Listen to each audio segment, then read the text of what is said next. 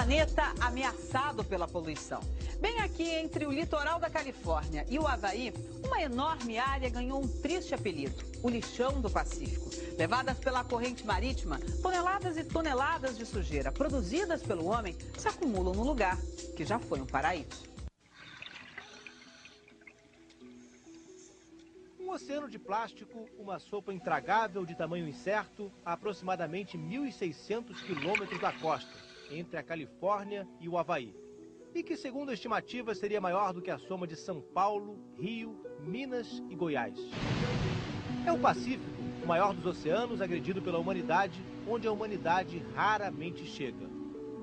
Plástico e plâncton, lixo e alimento, tudo misturado. Poluindo o paraíso, confundindo as aves, criando anomalias, como a tartaruga que cresceu com um anel de plástico em volta do casco e matando os moradores do mar. Mas qual será, afinal, o tamanho dessa gigantesca massa de lixo que se acumula no Oceano Pacífico? Será que ainda há tempo para limpar tudo isso? E os animais, se adaptam ou sofrem as consequências? Charles Moore viajava pelo Pacífico entre o Havaí e a Califórnia quando resolveu arriscar um novo caminho. Foi perturbador, lembra o capitão. Dia após dia não vimos uma única área onde não houvesse lixo, e tão distantes do continente.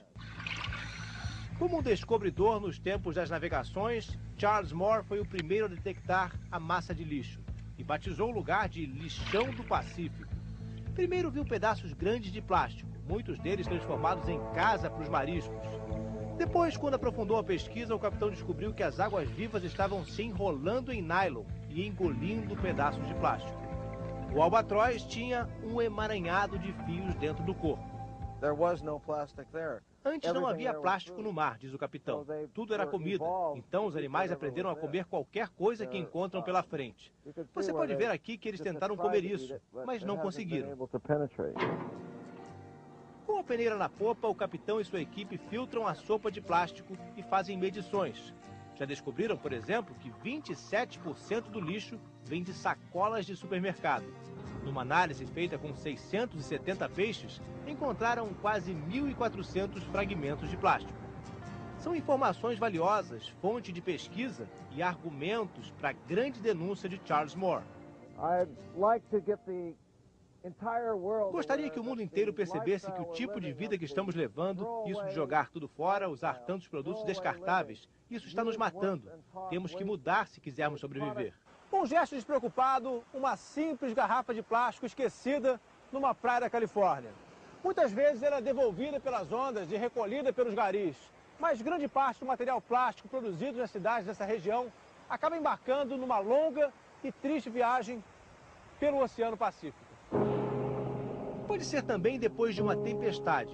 O plástico jogado nas águas é varrido pela chuva, entra nas galerias pluviais das cidades e chega até o mar. Ou vem de rios poluídos que desembocam no oceano.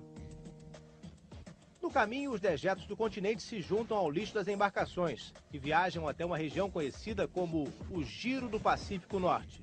Diversas correntes marítimas que passam as margens da Ásia e da América do Norte acabam formando um enorme redemoinho feito de água, vida marinha e plástico.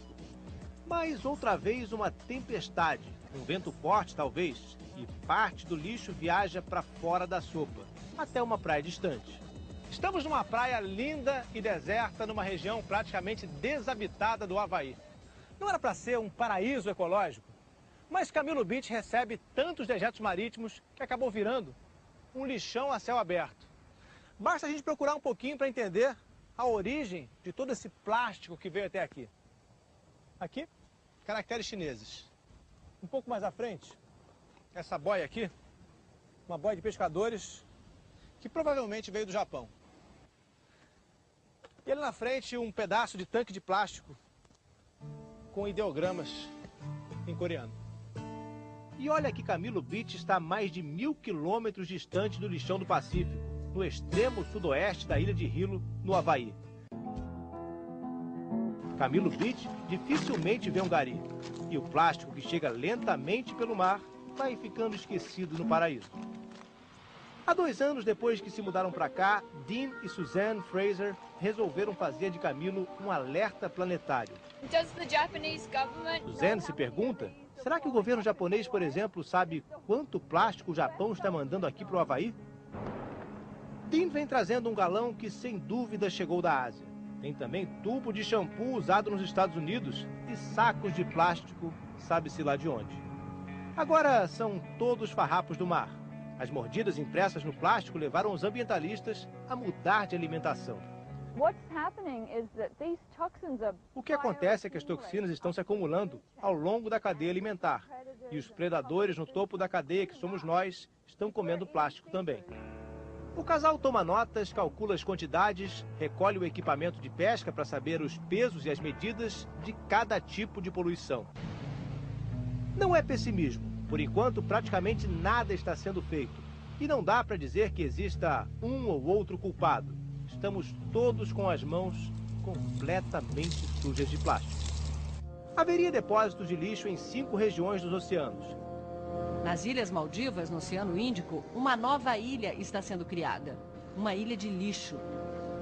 Em pouco menos de 2 décadas, a ilha já tem 50 mil metros quadrados e abriga indústrias e depósitos. Caminhões chegam de barco o tempo todo. O lixo orgânico é queimado na hora. Garrafas de plástico e pedaços de metal são separados e exportados para a Índia, onde são reciclados. O resto forma a base do território que avança sobre o oceano. Os nativos aqui das Maldivas se recusam a fazer esse tipo de trabalho. Eles ganham mais se passarem o dia inteiro na praia só pescando. Por isso, os trabalhadores aqui do lixão são 150 imigrantes de Bangladesh, que aceitam trabalhar ganhando o equivalente a 60 a 100 dólares por mês. A maior parte do lixo vem da capital, Malé, que concentra 100 mil habitantes, 1/3 da população do país. Mas os 10 mil turistas que visitam as ilhas por dia provocaram uma explosão na produção de lixo e a criação de Tilafushi, a ilha das Maldivas que ninguém quer visitar.